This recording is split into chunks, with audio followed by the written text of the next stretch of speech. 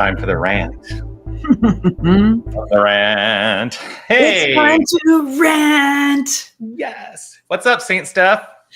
Oh, so much good stuff. What's up with you, Dr. Jay-Z? So much good stuff. I'm so happy to see you this glorious day.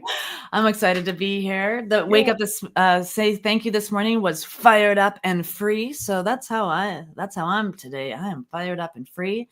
So excited to have a radically affirmative new thought and an opportunity to connect with you, but also everyone who's going to be watching. With everyone who's going and to they're coming. They're coming.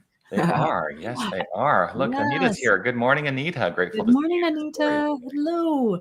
Yeah. If you're watching, go ahead and hit those likes, those loves, those shares. If you're over on Facebook, those shares, everything that you do helps us reach a greater expression, thanks to the algorithms that go out in the world. And of course, if you're watching on YouTube, you just get one option. Thumbs up. Yeah. Yes, thumbs up. How was your week? Good. There's Danny. She's sleeping. Oh, hi. Hopefully she'll stay sleeping for a whole hour while we rant. My week has been great. I'm doing a lot of planning, a lot of organizing. I cleaned the house and got it ready for all of our seasonal decorations. So they have started to sprinkle through our space. I'm very excited. This season, usually we don't do a lot. I'm a pretty grinchy, humbug kind of person during this season. And then January comes and I regret like not just being more festive. So this year I'm just festive because I'm just like this year, it's going to be as long as possible. Instead of like 3 days, we're going to make it 30 days of awesome. It's awesome. Yes. Dane and I, my husband and I, we put up our tree last night, and we're usually all about the decor. We like to be festive. We like to put up the decor, but I'll tell you, this year we kind of delayed it. Like last year we put it up like before Thanksgiving in the US, and this year we're like, it's going to be a while, and we weren't kind of feeling it, but I'm so glad we did last night. It's helped us feel really uplifted and festive, and frankly, what is feeling like a hard world to live in sometimes, but we are the creators of our environment, and so I'm going to do in my environment that which invites me into joy. Exactly. I'm going to let my environment reflect my inner joy. That's what I choose. Yes. Exactly. Yeah. I'm gonna make apple cider so that my house stinks up like cinnamon. I'm just gonna like wring all the joy I can out of the season of light. Yeah. I had this moment yesterday so we have an artificial tree, and it gets, packed into a bag and gets stored away. And then we pull the bag out, and we open it up, and we take the tree out. Well, last year on our artificial tree, we got these little, I'll just call them smelly sticks that you can buy so that your artificial tree can have the scent, the aroma of pine. Well, those got packed in with the tree last year. And so I opened the bag, and it's just like right in the face, this like scent of artificial pine. Oh, that's good. That's good. Yeah. Good stuff. Yeah. So what is radically affirmative for you today? Radically affirmative, just a reminder, no matter what, we have absolute freedom, that our mind is this magnificent open vessel, and our mind is responsible for all of the shifts and changes we have in our life, like that we have that level of power to shift and change our own lives. And it's all I do this like it's the brain, but the mind is so much bigger than the brain, right? But it's all like we have so much authority in our own lives, and we tend to give it away or just forget we've got it. So just that radical affirmative new thought for me is I'm free. I'm free. And it's all me. It is. Right? There isn't some external force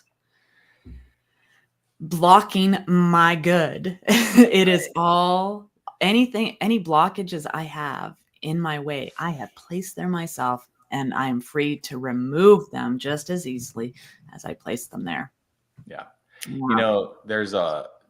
I've been really leaning into, and I've done this in a one of the advanced classes that I'm teaching right now. We've been really leaning into the notion of the intersection of quantum physics with spirituality. As I know, you and I have talked about it. I've talked about it a little bit here on the rant.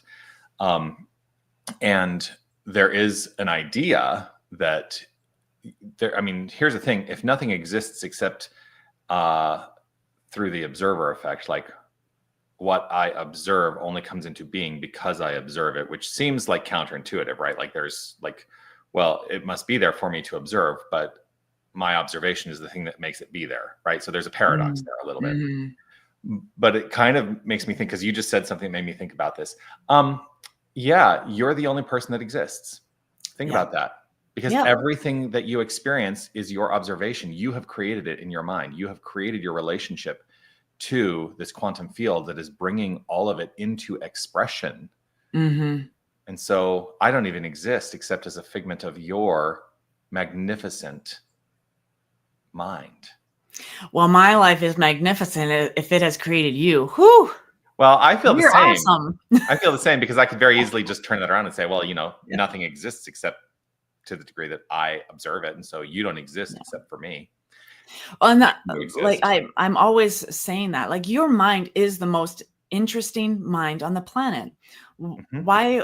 But we shy away from contemplation. We shy away from thinking and observing our own thoughts.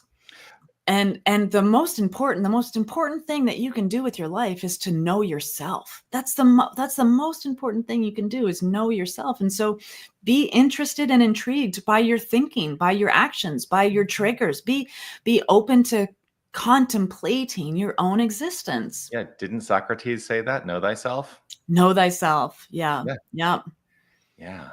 All I know is that I know nothing. And so what about today? Do I get to learn? Yeah. How do I get to learn more about myself today? That's been my life. And so then the philosophers and the sages of the ages that have deepened in that have been part of my awareness, have deepened me into a greater awareness of something that must be inherently part of what I already have access to or know, because I could not consider them at all unless I observe them. And so their wisdom is my wisdom expressing. Yeah. Think about that. And to the degree that we understand what those sages and philosophers have said. Well, I think that we need to let go of the notion that we don't understand. Yeah, well, that the belief in not understanding something would be a barricade we put in our own way. Yeah. Yeah. So so I'm going to simplify this. Let us let go of the language in our own mind, in our own heart, and in our own expression that says, I don't know. Which then contradicts when I say, I know nothing. Now, what can I know? But I don't know is different from I know nothing. Now, right. Yeah. Yeah, absolutely. Right? Yeah. To affirm I don't know, perhaps there's a little bit of a resignation in there that I don't know, so I can't figure it out. I'll never know. I'm not smart enough. Yeah. Whereas if I'm open, I'm saying I know nothing. I'm open to knowing, because I know ultimately nothing now what is available for me to know that is unlimited. Yeah. Oftentimes when we say we know something, we've limited it to a very narrow idea. Yeah. Yeah. And it's like, are you sure? That it's, when we say I don't know, we're like, I'm affirming, I'm the only one in existence. So I'm affirming that do I not know? Or am I unwilling to share what I do believe I know because of some other thing, like shame or self-doubt, or, like that thing, that little voice over here that says, you're not good enough. You don't have 3 degrees and a PhD. You can't possibly know anything. Yeah, which is crazy. It's crazy. We know everything. Yeah. To the degree in which we need to know at the time we need to know it. I believe that. Yeah. But we have access to the allness. That's the great news. Yes. 'Cause if we didn't have access, to the allness, I don't think that we would embody a capacity to be able to learn, because what would there be to learn unless there Yeah. was more to know? Well, why would we need an imagination? Because we wouldn't. What, like if there was nothing more to know or create, we would not have a free mind. We would not have a requirement for imagination or critical thinking. We would Mhm. just be wild turkeys running across, knowing exactly what a wild turkey does and just pecking the ground and Mhm. not, contemplating. Right. Audrey has a Hmm. question. Is there a difference between knowing and experiencing? To that, I will say yes Mm. and no. Mm. Oh, it's I one of would those. say I would say yes, there is a difference because we can know something without necessarily having the experience of it, and our experience of the circumstantial world um, invites us into a different frame of knowing, Mhm, right? mhm. But a fundamental premise of new thought, and I just, part of this, it goes right into the fundamental premise of new thought, is that we experience that which we mentally construct first. Everything is created twice, right? That's one of Yeah. the things we teach. Everything is created twice. It is first created as an idea in mind, and then that idea in mind comes into expression in form. And so the experience is the second part of that creative process. So it's first known in mind, second in experience. But then as Mhm. we have an experience, we have an acknowledgement in mind of something about that experience, and we are either upholding that experience or changing our minds about the experience. And so then we go into what we call secondary causation. I just covered this in my class with some of my students this week. Secondary causation being the reactive state of mind, right? That Right. what we are experiencing is allowing a mental reaction. Well, then the mental idea comes into expression in a different way. Yeah. Yeah. Yeah. Yeah. So I don't know if I've answered your question sufficiently. What do you think, Steph? Here, I'm going to put it back up. A difference between knowing and experiencing. What do you think?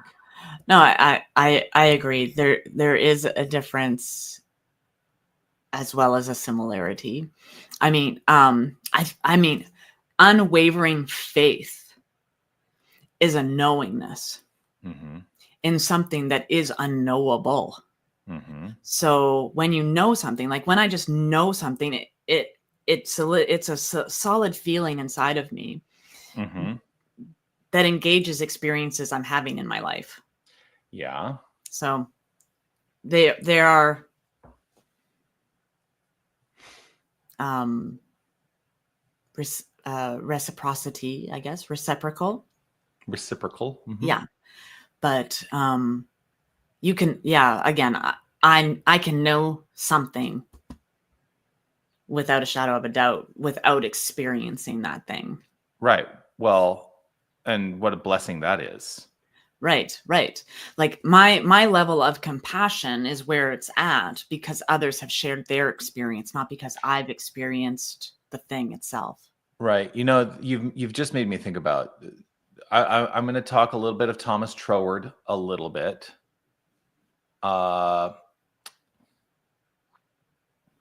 So Thomas Troward had this idea that he put forth. He described it as the four kingdoms of consciousness, or the Mm-hmm. four kingdoms of. I think he calls it kingdoms of consciousness. Of course, we use that a little bit differently in contemporary understanding. But here were his ideas about the four kingdoms of consciousness. That there was the mineral kingdom. This always drives me crazy because I don't necessarily agree with this, but I'm just going to say this is a construct that somebody Yeah. came up with. There's the mineral kingdom, the plant kingdom, the animal kingdom, the human kingdom, and the divine kingdom, right? And he calls those the kingdoms of consciousness. And what differentiates each of those kingdoms is a degree of livingness, is the phrase that he used. The degrees of livingness are what differentiate those kingdoms of consciousness. What I have determined in my own kind of thinking about that when I was first introduced to that concept, probably 20 years ago almost, I started thinking, I'm not sure that it's necessarily degrees of livingness, although perhaps that's a way of thinking about it, because obviously there is a degree of livingness of the mineral kingdom. So like the rocks, the stones, the dirt, the mountains, like those things that we perceive as not living, well, they have a degree of livingness because at their very core, they are the same energy that makes up us, right? So there is a livingness aspect to those things. Then you expand beyond, and we then go into the perception of life in the plant kingdom, and there's a higher degree of livingness. And then from the plant kingdom, then you go into the animal kingdom, a higher degree of livingness, animal kingdom, human kingdom. See, this is where I start to go, well, I don't know. Do humans have a higher degree of livingness than, than animals? Yeah. And so then you say, well, then the divine kingdom is that fifth kingdom that is the pinnacle. We, decided there's a pinnacle. So we actually put a limit on it in terms of Thomas Troward's idea, the divine kingdom, which is the highest degree of livingness. So I had this idea that, well, perhaps there's an aspect to this degree of livingness, which is that it is all around. The perception that each level has. My perception is that the rocks and stones, the mineral kingdom, have the lowest level of awareness or perception, right? And so their expression seems lifeless to us. Plants have a higher degree of awareness, perception. They perceive the sunlight, right? They perceive the world that they exist in. They perceive, and that is how they then thrive in expression. Animals are a higher level of awareness or perception. And some would say that this is where I really lose it.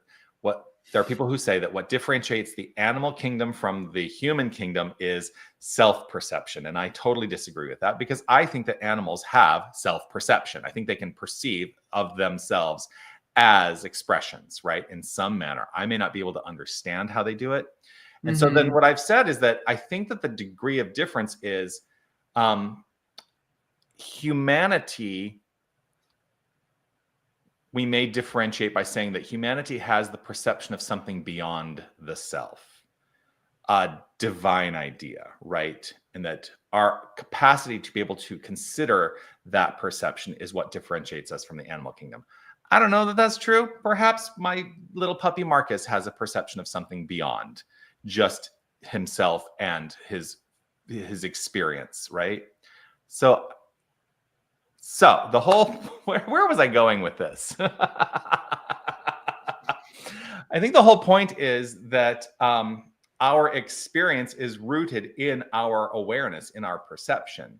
And as we evolve in the awareness, we are expanding that awareness to greater degree of livingness. That's one construct that we could consider. Yeah. Well, and that seems to be true of our life, right? The more we expand our own awareness of the nature of who we are, the more we perceive the livingness that we have in our life, right? Like joy feels more alive than despair. Yes. But we can perceive both. Right. And we have an awareness that we would prefer one over the other. Yes, but that's just a preference that we decided upon. Exactly, yeah, because both exist. I mean, I've known some people who seem to thrive in despair. That's the way they live their entire life. They thrive in despair. Yeah. For what reason, I don't really know. I can make up stories about what might lead to that frame of mind.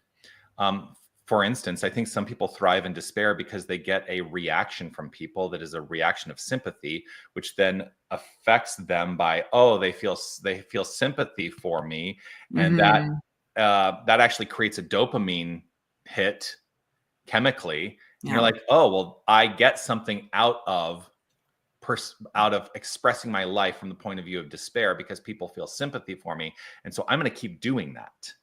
Yeah. Yeah. It's a bowl of Wheaties. Yeah. right? Like whatever is feeding us, and we're the ones labeling it. Totally. Yeah, so we're labeling it despair, we're labeling it joy, but whatever is feeding us, that's where we pull our chair up to the table. Mm-hmm. Mm-hmm. Yeah. Audrey had a follow-up here. Does it manifest in synchronicity? I think the question. So the answer, my answer to this is yes, because everything in mind has an equal expression in form. So that's the first part of the synchronicity around how it expresses. So yes, every manifestation in the world of form has an equal idea in mind. We call that the mental equivalent or the spiritual prototype in the New Thought circles. The other thing is that everything demonstrates or manifests in the instant that it has a mental idea behind it. So everything has a mental idea behind it, right? Yeah. And so, yes, it's all synchronous. It is all in synchronicity. It is all in its unfoldment. Yeah. And to like do the whole time discussion again. Mm-hmm. It might, the thing that is synchronistic might have been forged in mind when you were 5. Mm-hmm. And here you are at 57, and now it's lining up synchronous in that, oh, that word, blah, blah, blah, blah. but it's like, it doesn't happen. It doesn't necessarily happen instantaneously just to be also synchronistic. Right. So this actually kind of goes into the other question that we got, and I'm getting it ready to put up on the screen. Yeah. And it's in two parts. So I'm going to start with this part. This came through in my email. There was a question or a request. I'd like your thoughts on the belief that the universe is always working for our highest good versus the universe has no judgment about right or wrong, good or bad. So we'll definitely give you our thoughts, but there was a continuation here. If the universe is amoral, if it has no such judgments, that seems to contradict the idea that it actively concerns itself with creating towards a highest good. To that, I say yes. I mean, that's basically, yeah. And I want to go back to this one because you actually kind of answered the question. I just had a moment. Sorry. I had a moment that took me right back to theater school when I said answered, which is a vowel phoneme, which you don't hear typically in English, but boy, it was drilled into us in voice and movement class. Okay. Anyway, nobody knows what the hell I'm talking about. Dr. Jay-Z in the house. So there's this broad A sound when I said answered. Answered, and it almost goes back to it goes back to that made up dialect that they used in movies in like the first part of the last century, right? It kind of is born out of that, but we learn that in theater school. Okay, so I'm going to go back to the task at hand. So you wrote here, I'd like your thoughts on the belief, there's a key word, that the universe is always working for our highest good versus the universe has no judgment about right or wrong, good or bad. So my first question is to you, what do you believe? What do you believe? Because I actually, although I might use language that seems to verge on this idea, I don't actually believe that the universe is working for our highest good. I think the universe is just working. I think it's just working. I think it's just working. Now here's what I do believe. I do believe that the nature of the universe in its work is constructive and forward moving, but that does not denote good. Yeah. Right? Right. So that's where I begin. How about you, Steph? Yeah, absolutely agree. We like you were just talking about the preference. So we have preferences, and we do have like a something inside of us that wants to be in community. And so we take on other people's agreements and other people's our social cues we get from other people. And so we have learned what good is and what bad is, but the universal presence isn't keeping score. It isn't making checklists. It's not Santa Claus. You know, it's not keeping track of our mistakes, because in its understanding of itself, in the nature of the divine, we are divine. We are perfect expressions of its creative output. And so there is no good and bad in me. I'm labeling those things. I have preferences. I love woolly, warm hoodies, and I don't like being cold. Like, these are like, the divine isn't out to get me if my thermostat doesn't work today. So that's my thing. The universe isn't actively in our lives trying to be good. Right. The universe is a principle. It's a law. It's consciousness. It's an energy. And in its own substance, it does not have check marks and X's. It doesn't have boxes to fit in or boxes to fill. No. The universe is just unfolding as its nature. Yeah. And I think, too, this also is rooted in an old idea that actually does exist in New Thought. And there are a lot of New Thought ministers and practitioners who still kind of hold on to this idea, partially because it gives them comfort. Yeah. Right. To think that the universe is always working in my favor. That is a comforting statement, I think, but then it can throw us for a loop when something happens and we're like, oh my gosh, I thought the universe was always working in my favor. Why the hell did that happen? Why the hell did my thermostat go out? Now I'm cold. Like, why isn't the universe always working in my favor? Well, we are also empowered in action as expressions of this magnificent power and presence of the universe. And that is, that kind of leads me into, oh gosh, I've just lost the thought. It is here. It is present. It is in my mind, and I'm allowing its expression right here, right now. Oh, I think this notion of the basis of the question is rooted in old ideas of a separate deity, that the idea that as New Thought was developing, you see in all the original literature of New Thought that there is very much a languaging of the divine and the expression, right? That there's a separation, but the more that we move away from that paradigm, we can no longer say that there is a divine power that is working in our favor. The divine just simply is working. We are the ones who personalize it. Yes. But in and of itself is an impersonal power that simply flows into expression rooted in whatever we impress upon it. That's it. Yeah. And so we get to personalize the divine. Yeah. And if we decide that our lives are working for our highest good, irrespective of what the circumstances look like, then I think we are setting ourselves up to allow that to come into expression. And it will demonstrate at the level of our belief. And so if there's doubt in that, we will experience the doubt in expression. Yeah. It's operating through us. Yeah.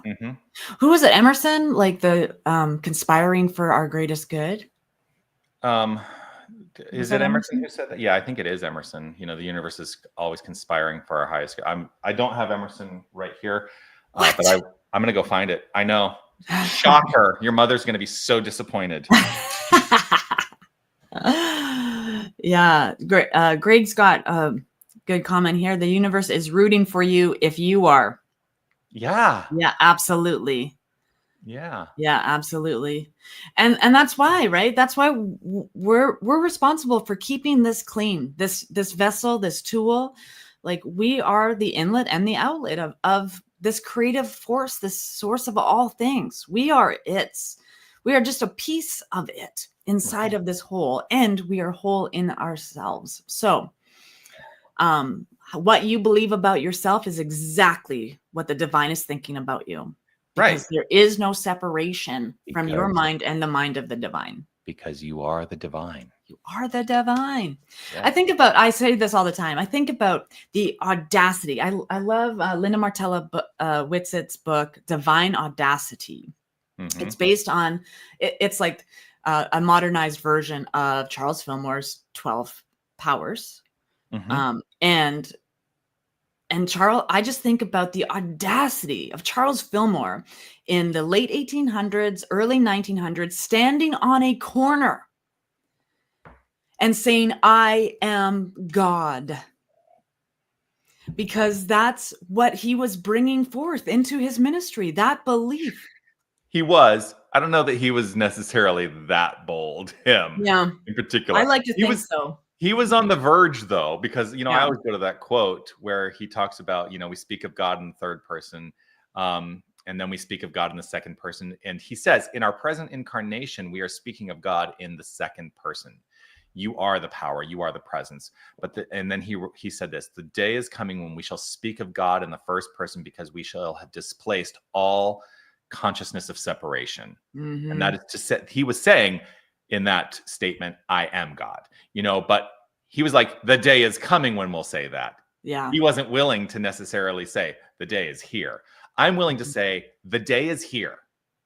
The day is here. I am God. You are God. We are God. There is no separation between us and the infinite divine power of creation. Yeah.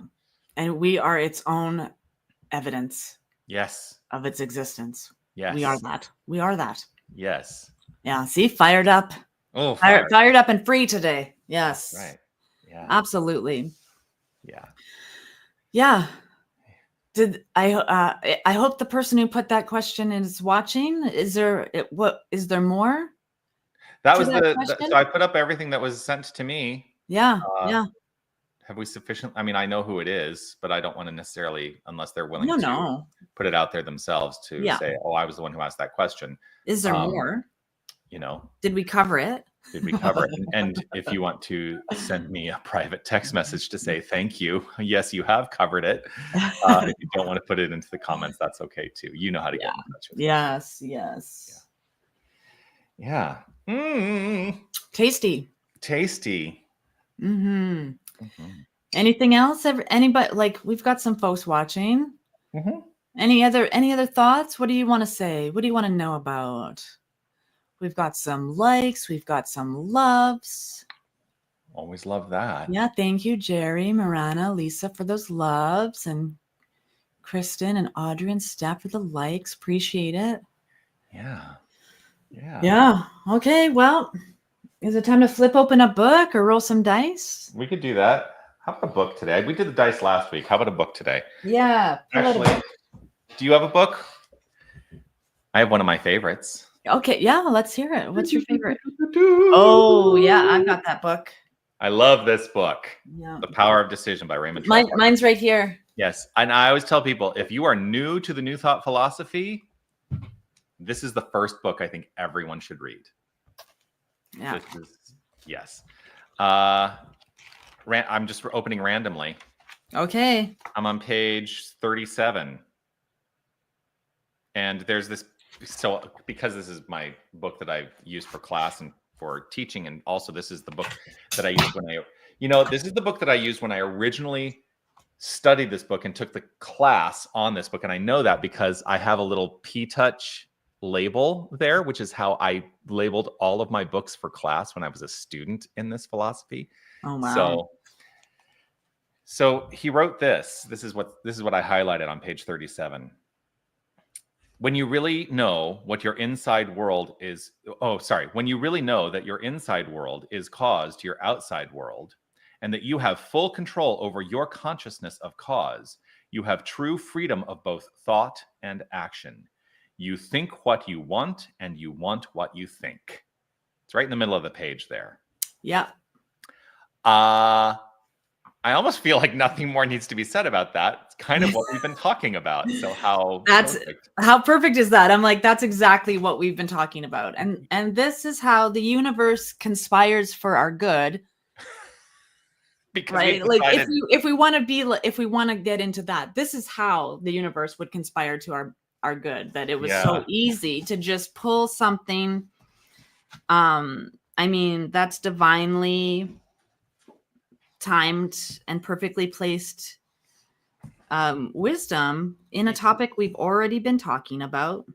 Yes. And then I love the next sentences, which I did not highlight, but I'm highlighting them now.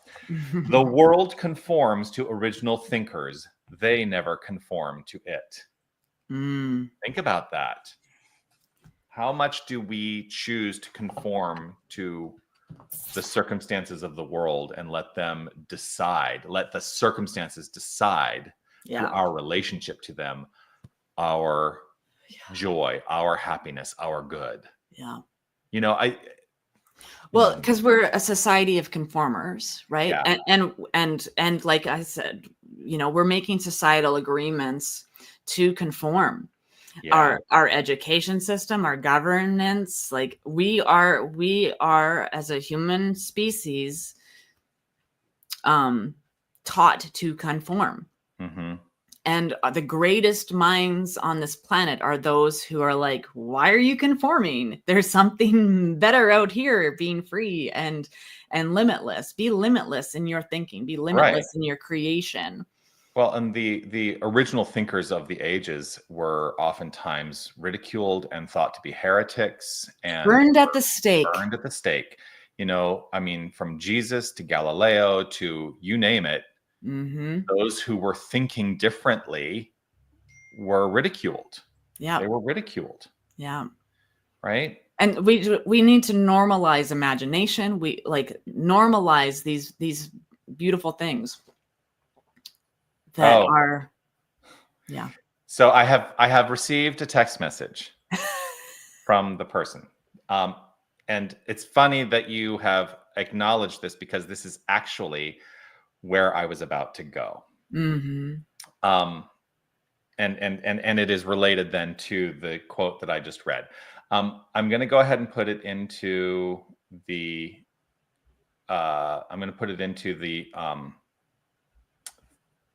on the screen, if I can get it to fit. I can get it almost to fit. You'll understand from context. So this person said, "Thank you. You have covered it." First of all, I'm not putting that up. But then they put in, "Now I'm in kind of an existential crisis, though, because I've been holding on to a level of faith that Trump getting elected was all part of an inexorable evolution toward more love and the highest good." That's the only word that's missing there. It's just that the limitations on the software and the highest good do put the whole phrase in there.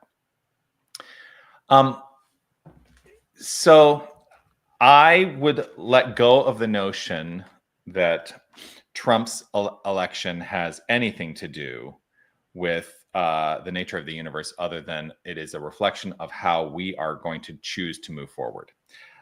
So the existential crisis that you are in, I would say, if you are able to let go of it with this in mind, that, and I'm not going to phrase it in the second person. I'm actually going to phrase it in the first person, because I will tell you, I too have struggled a bit with what the election of Trump means for me as a member, as a member of a marginalized community, even though I will admit that I have the privilege of being able to pass as not a member of that marginalized community, right? I could pass as a cisgendered heterosexual white male if I wanted to. And that is the unmarginalized, but I am part of the LGBTQIA community. I hold firm in this state of faith around the election of Trump, that when someone shows you who they are, believe them, and that we are empowered to do something about it. I did everything in my power to ensure that there was a different outcome to this election, but the subjective consensus invited a different outcome. And so now what is my responsibility in that outcome? It is to do everything I can to, step forth as an original thinker. And that's why I was saying this is how it relates to what I just read. The world conforms to original thinkers. Mm-hmm. They never conform to it. And so our job, I think, our responsibility now is to become original thinkers and let those thoughts lead to action. Those thoughts must lead us to action. Yeah. I believe that there is an ultimate outflow in my life that will be good from this. I believe that what has unfolded is the unfoldment of the shadow. And I think that what gets scary for so many people, and I've had this thought very prevalently over the last couple of days, what gets scary for people is that if the structure needs to be dismantled in order for something new to be born, we fear the dismantling of the structure because it feels comfortable.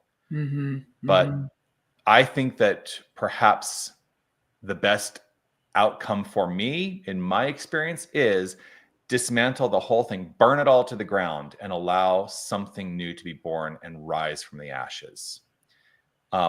Because clearly what has been happening has not been working. Yeah.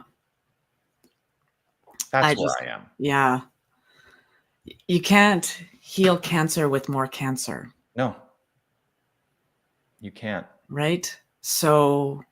But we're grasping so hard to old structures and to old paradigms and to the conformity of the status quo, but we will never break through into change from that point of view. Yeah. And so. And status quo is very irritating these days. Yeah. Well, and I always go back to that Donna Michael quote that I love so much, which is, when that's the last gasp of a dying fear quote. I've often found that when we are poised and ready to move past something once and for all, it fights like hell to stay in our experience and hold its sway over us. It's the last gasp of a dying fear. It is fighting like hell, that which we are ready to move on from. Yeah. And the micro in an individual life, like for me, that grasp, it's really like us that is removing that grasp on us, that grasp of fear. I've just gone through some crazy stuff, and I was the one hanging on. Right? I was the one clinging to something because I wanted change, and change is impossible if everyone else is so in love with the status quo. So it's not healthy for me to stay grasping to that experience, but I can change and move on from other things, and there's I can be the change I want to see in the world. I get to do that. And as much of there is crazy stuff going on in the world, politics and all of that stuff. And I live. The government of France just collapsed. Oh, I got to go read that. But this year, like in Manitoba, there's this it's across Canada, but Truth and Reconciliation. It's a thing. Truth and Reconciliation. It's trying to reconcile and do some healing work around how this nation has treated Indigenous people in its history, in its 450 years of history. Even though Canada is only 150 years old, there's this history that has been carried and denied, and here we are. And lest anyone think that the United States did not engage in the same kinds of behaviors, it absolutely did. Absolutely did. But we do not seem to be at the point in this country of acknowledging that that is what unfolded. So I just want to, Yeah. So I live in a province right now where reconciliation is a beautiful thing happening from inside the legislation building, right? We have elected folks that have with a shared value, and And it's amazing. This caucus, it has transgendered, it has indigenous women, it has Métis. It's just this beautiful melting pot of who we are as a people in Manitoba. And this couple weeks ago, for the first time in its history, on right inside the legislative building, a TP was raised in this open space that's just, and so there are people who are like, I can't be on the inside of the system to do any good. I have to be on the outside. The only way we can fix the system is from the outside. But there are people on the inside of the system doing equally valuable work, and it takes both parties, right? It takes both. So so peace is possible because it begins with us. And the universe is doing good work in this life because it is doing good work through us who want to do good work. It's not sitting there. It's not some entity sitting. It is working through us because we have something inside of us that wants to do good. Yeah. Wants to collapse the system, wants to forego the status quo. There's something inside of us, and that's the divine. Yeah. And I think too, we need to be not resigned to the way things are. And I think that I see some resignation around me in my sphere. People going, oh, I can't believe it. And there's nothing I can do about it. Well, if that's the way you want to move forward, that's your prerogative. Yeah. You can move forward saying there's nothing I can do about it, and it will be so. That's the dark side winning. Right. So the call is to step into action, to step into, there was something that, I know what it was. I saw this recently. Somebody posted on, social media. I enjoy my social media. Somebody said the opposite of depression is expression. Oh, yes. And so it is ours to not fall into the frame of mind of depression, but it is ours to express and to actually be active in the construction of the life we would like to lead, the life we would like to have. It's entirely on us. And so the invitation is be active. Yeah. Be active in the creation of your life. Yeah. Even if that activity is only one affirmative prayer a day. Right? Do something. If you're not satisfied with where you're at, do something to move yourself forward. Do something. Yeah. There's a follow-up here. I'm going to put it up because I do have a thought around this. It takes me a minute to get the thing in here though. There we go. Add that. And then they wrote, so my fear is that if it's just all of us choosing moment to moment, then there's no guarantee of great good, love being the eventual outcome. This is where I say, you can become resigned to that notion, or you can take action in your life. And here's what I believe. You get to decide what you believe. Yeah. I do believe that the subjective consensus, that is the group consciousness, while it is weighted in one direction that feels detrimental to the well-being of many of us right now, that the reason I keep saying we cannot be resigned to that frame of mind is because our action in the world, rooted in the frame of mind of love, peace, and harmony, does have an effect on others. And so all of us are choosing moment to moment. What are we choosing? I think that there is a guarantee of great good. There is a guarantee of great love. There is a guarantee of great joy. There is a guarantee of great harmony rooted in my participation in the creative process to allow those things to come into being.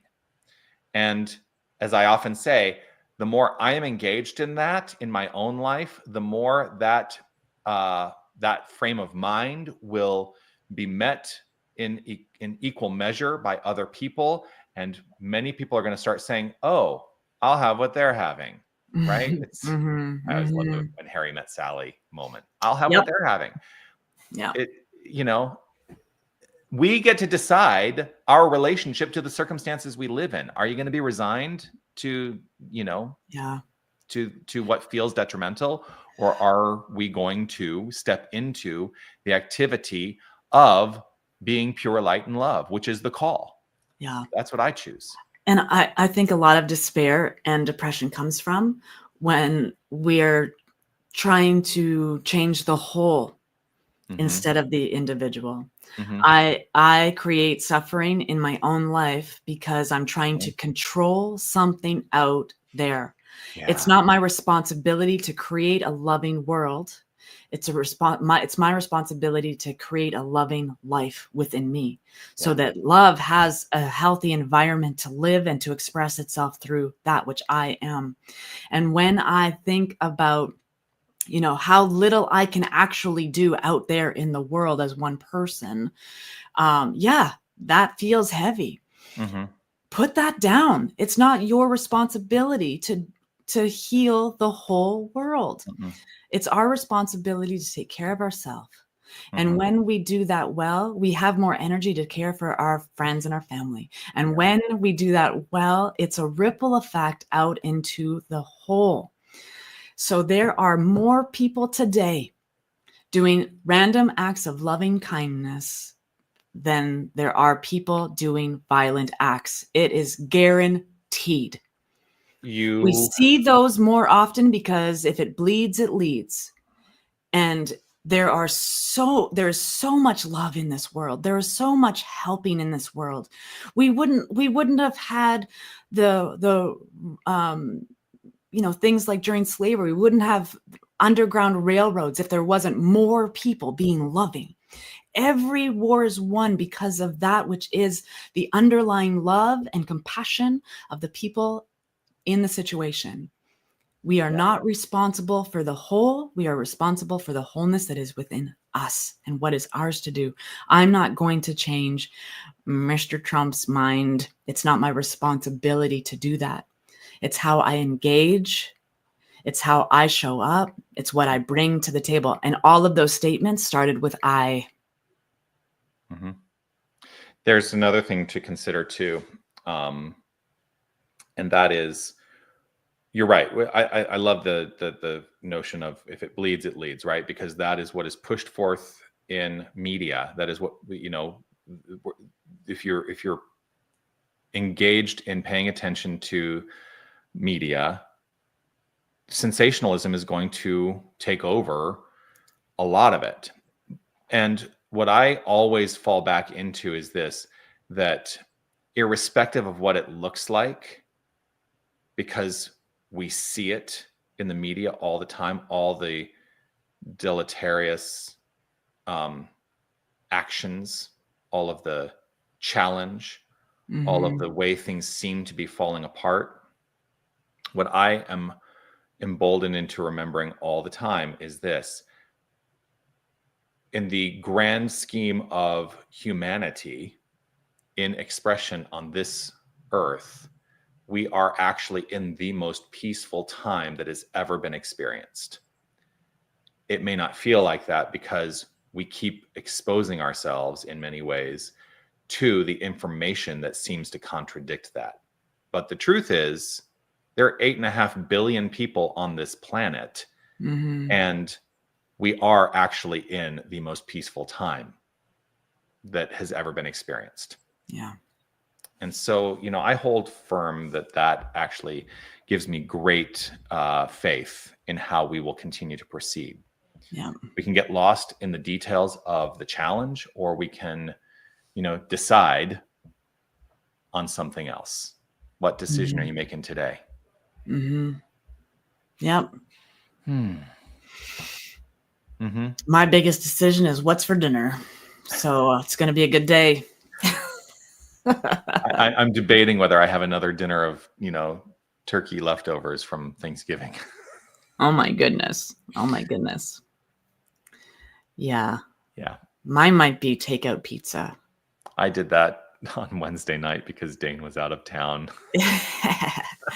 Well, I'm so blessed. We found an amazing pizza place that has a gluten-free cauliflower crust, and it's actually a good pizza place. not just one of those, oh, we've got some side dishes here and one of them is gluten-free pizza crust. But it's like, it's a pizza place that has gluten-free pizza crust. Yeah. So it's good stuff. Good stuff. Support local, Totally. Totally.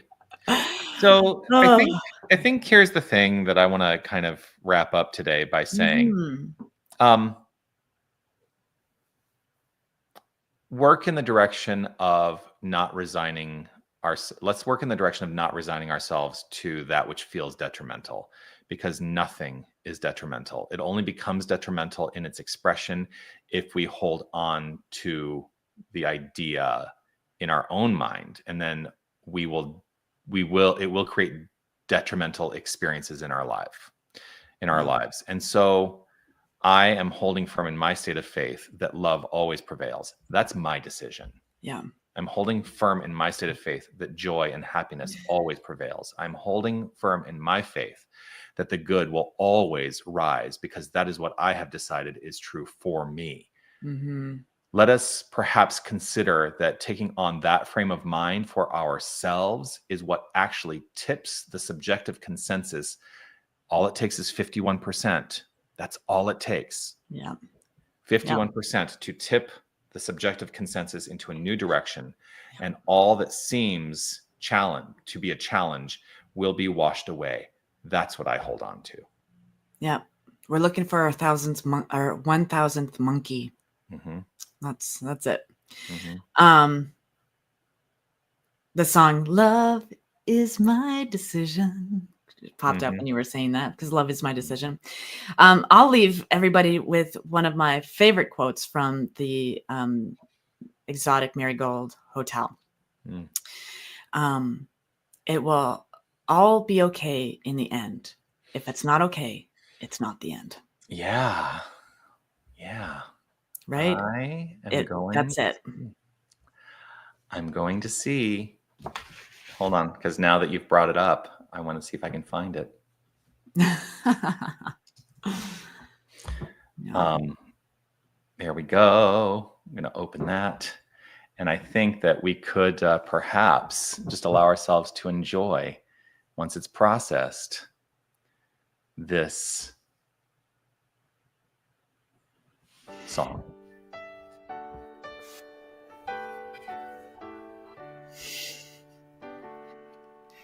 Love is my decision.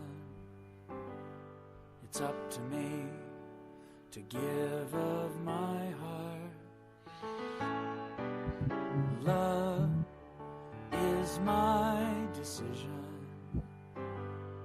No one else can tell me to start. And once I decide to change my mind, God will show me how. Love is my decision. My decision, right here and now. We get to make the decision, right? That's right. My decision. It's up to me to stand on that bridge. Just want to let it play out. Love is my decision. No one else can make me forgive. And once I decide to change my mind, God will show me how. Oh, God will show me what? As me. We've grown. We've evolved. It's all good. Right here and now.